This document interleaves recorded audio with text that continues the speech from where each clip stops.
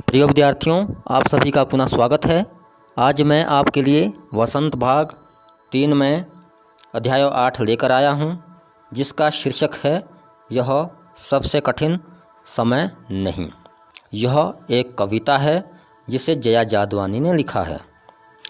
जया जादवानी का जन्म 1 मई 1959 को कोतमा शहडोल मध्य प्रदेश में हुआ था। इस कविता के माध्यम से वे कहना चाह रही हैं कि वर्तमान समय कठिन समय नहीं है।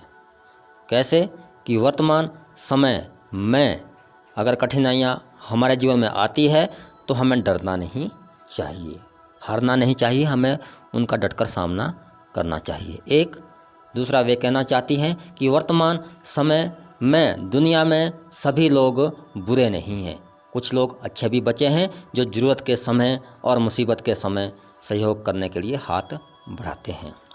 और इस कविता के माध्यम से कवयित्री ये भी कहना चाह रही हैं कि वर्तमान समय में प्राचीन जो दादी नानी की कहानियाँ हैं, जिन्हें बच्चों को सुलाने बहलाने के लिए प्रयोग किया जाता था, उसको सुरक्षित रखने वाले लोग अभी बचे हुए हैं, भले ही वो थोड़े हों मगर हैं ज़रूर।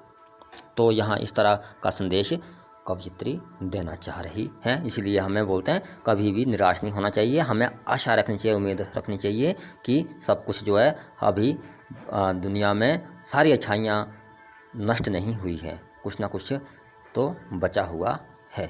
ऐसी हमें आशा या उम्मीद रखनी चाहिए और उसी उम्मीद को बढ़ाने के लिए हमें भी उसमें योगदान देना चाहिए। ये इस कविता से हमें संदेश मिलता है, ये शिक्षा मिलती है। बाकी इसकी व्याख्या देखते हैं आगे। व्याख्या करने से पहले पहला पद्यांश पढ़ता हूँ।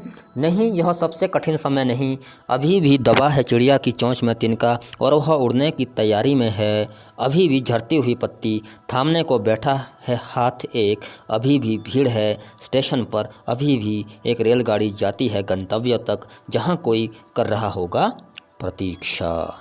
तो साफ साफ नज़र आता है इस पद्यांश से कि कवयित्री यही कहना चाहती है जिसका मैंने संदेश आपको पहले दे दिया है।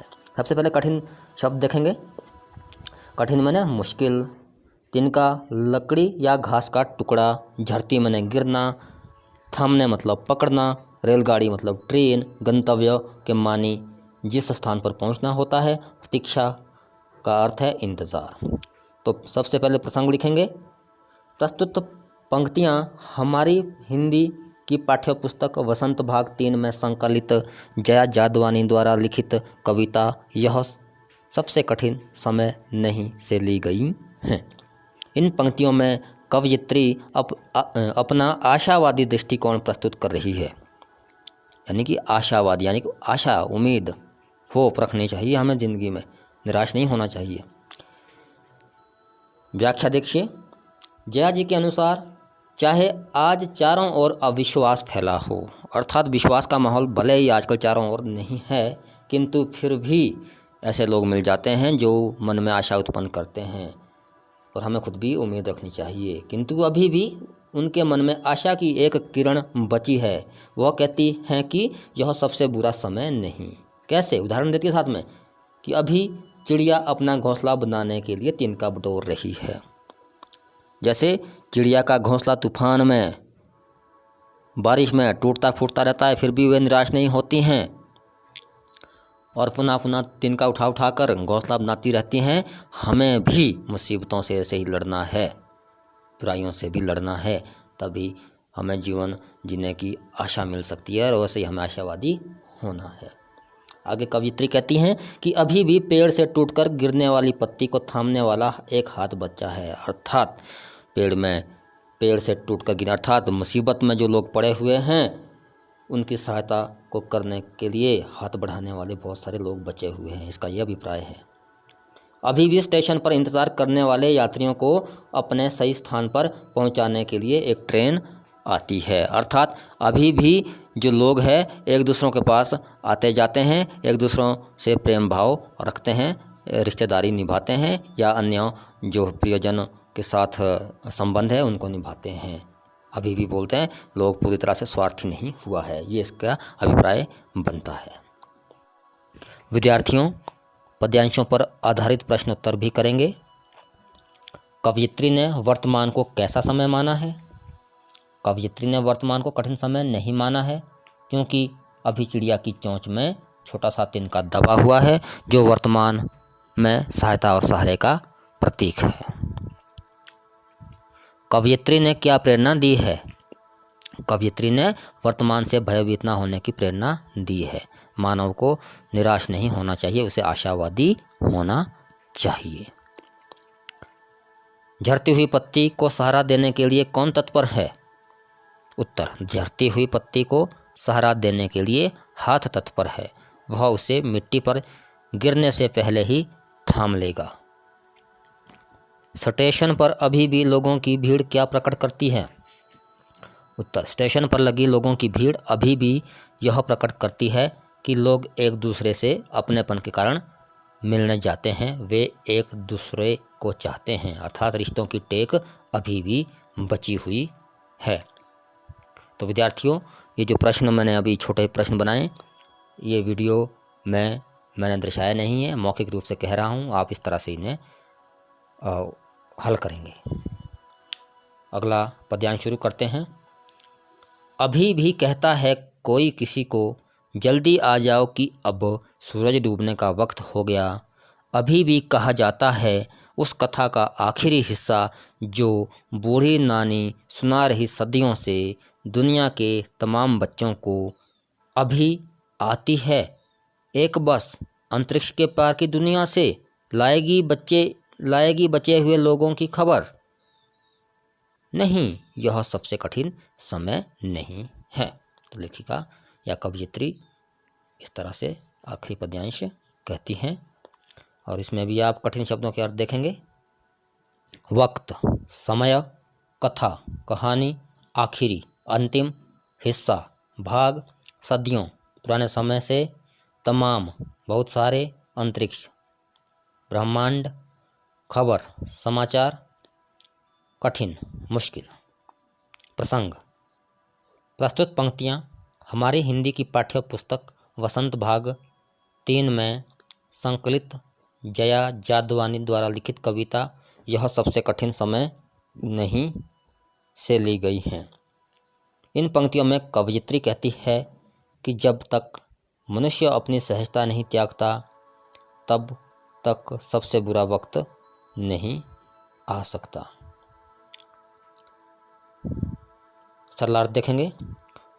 कवयित्री कहती हैं कि जब तक कोई किसी का इंतज़ार कर रहा है और कह रहा है कि सूरज डूबने का समय हो गया है, जल्दी आ जाओ, जब तक बूढ़ी नानी दादी की सुनाई कहानियाँ सुनाई जाती रहेंगी कि आसमान में भी एक दुनिया बसती है, तब तक सबसे बुरा समय नहीं आ सकता। तो इस तरह की बूढ़ी नानी दादी की जो कहानियाँ हैं बच्चों को सुनाई जाती थी, और उससे बच्चे जो है सुलाए भी जाते थे, और बच्चे मनोरंजन भी करते थे और बार बार जिद करते थे उन इस तरह की कहानियों को सुनने की। और वर्तमान में भी ये थोड़ी बहुत बची हैं। तो कवयित्री यही कहना चाहती हैं कि अभी भी बुरा समय नहीं है। छोटे प्रश्न बनाएंगे इसमें से भी आप, जैसे बच्चों को कौन कब से कहानी सुना रहा है? तो उत्तर रहेगा बूढ़ी नानी बच्चों को सदियों से कहानी सुना रही है। कौन किस को अंतरिक्ष के पार से लेकर आएगी? एक बस अंतरिक्ष के छोर से जीवित बचे लोगों की खबर लेकर आएगी। अभी भी सर्वत्र अपनेपन का भाव विद्यमान है।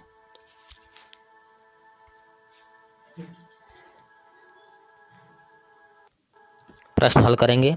प्रश्न संख्या 1, यह कठिन समय नहीं है, यह बताने के लिए कविता में कौन कौन से तर्क प्रस्तुत किए गए हैं, स्पष्ट कीजिए। उत्तर, यह बताने के लिए कवयित्री ने घोंसला बनाने का प्रयास करती हुई चिड़िया, गिरते पत्ते को थामने वाले हाथ, प्रतीक्षा करते यात्रियों के लिए आई रेलगाड़ी तथा नानी की कहानी सुनने की लालसा आदि तर्क प्रस्तुत किए हैं। प्रश्न संख्या 2। चिड़िया चोंच में तिनका दबाकर उड़ने की तैयारी में क्यों है? वह तिनकों का क्या करती होगी? लिखिए। उत्तर। चिड़िया तिनकों से घोंसला बनाती है।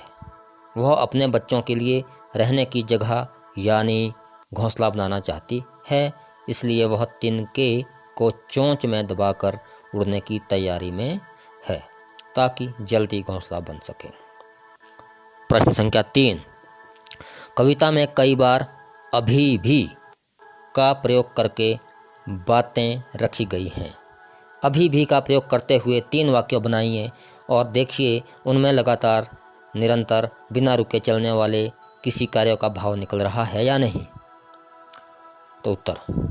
तुम अभी भी सुबह उठकर योगा करते हो। तो मैंने अभी भी से कुछ वाक्य बनाए हैं और उनको मैंने अंडरलाइन या अधोरेखांकित किया है। तुम अभी भी बस के दफ्तर जाते हो। तुम अभी भी बस से दफ्तर जाते हो। तुम अभी भी उसी दफ्तर में काम करते हो। तो ये वाक्य थे। यदि किसी एक शब्द को 2-3 वाक्यों में प्रयोग किया जाए तो वो वाक्य चाहे कितने ही अलग हो, उनमें एक निरंतरता आ जाती है। बिल्कुल। प्रश्न संख्या 4।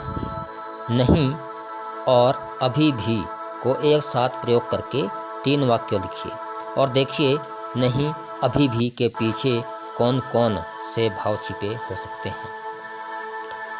तो विद्यार्थियों, मैंने 3 वाक्य बनाए हैं। आप अपने समझ से भी वाक्य बना सकते हैं जिनमें आपने अभी भी और नहीं शब्द प्रयोग करने हैं। मैंने जो बनाए हैं उनको मोटे शब्दों में लिखा है और उनको अधोरेखांकित भी किया है। जैसे राम अभी भी श्याम से बात नहीं कर रहा है। वह अभी भी समझ नहीं रहा है। वह अभी भी चुप नहीं हो सकते। तो उपरोक्त वाक्यों में पहले वाक्यों में बहुत दिनों तक बात ना कर पाने का भाव छिपा है। दूसरे वाक्यों में बहुत समझाने पर भी ना समझने का भाव छिपा है और तीसरे वाक्यों में बहुत बोलने पर भी चुप ना रहने का भाव छिपा है। तो इस तरह से मैंने वाक्य बनाए हैं आपके लिए। आप इन्हें नोट करें और ये छोटा सा प्रयास आपके लिए सहयोगी होगा। आप सभी विद्यार्थी इस वीडियो के माध्यम से अपने प्रश्न अभ्यास हल कर सकते हैं। आप चाहो तो आप अपने शब्दों में भी हल कर सकते हैं। इस वीडियो में कुछ कमी लगती है आपको तो कमेंट बॉक्स में आप कमेंट करके मुझे सुझाव दे सकते हैं और इस वीडियो को अन्य विद्यार्थियों तक पहुंचाने के लिए भी आप इसे शेयर करेंगे। धन्यवाद।